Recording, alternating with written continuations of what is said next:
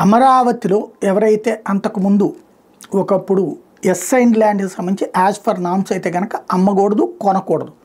A22A ఎత్తేసినప్పుడు అట్లాంటప్పుడు కొనుక్కుంటే అది తప్పు అన్నటువంటి పరిస్థితి.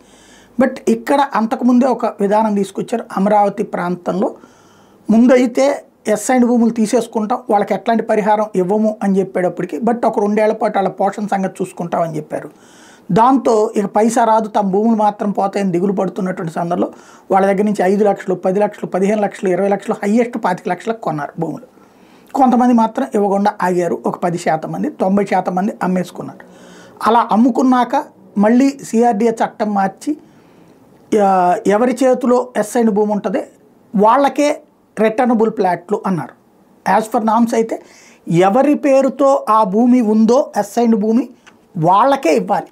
కానీ ఇవాళ ఎవరి చేతిలో భూమి ఉంటే వాళ్ళకే రిటర్నబుల్ ప్లాట్లు అంటూ చట్టం చేశారు. తద్వారా అమ్ముకున్న వాళ్ళకి ఆ చట్టబద్ధత కల్పించేశారు. ఇప్పుడు వాళ్ళకి రిటర్నబుల్ ప్లాట్ల రిజిస్ట్రేషన్ ప్రక్రియ ఆరంభమైంది. దేశ విదేశాల్లో ఉన్నటువంటి వాళ్ళు అది కొన్నటువంటి వాళ్ళు అప్పట్లో అధికార పక్షానికి సంబంధించిన వాళ్ళదన్న ఆరోపణ చేసి వైసీపీ చాలా ప్రయత్నాలు చేసింది, కానీ అది పట్టుకోలేకపోయింది. ఇప్పుడు ఆ వ్యవహారంలో వాళ్ళందరూ కూడా దర్జాగా రిజిస్ట్రేషన్ చేయించుకోబోతున్నారు ఇప్పుడు.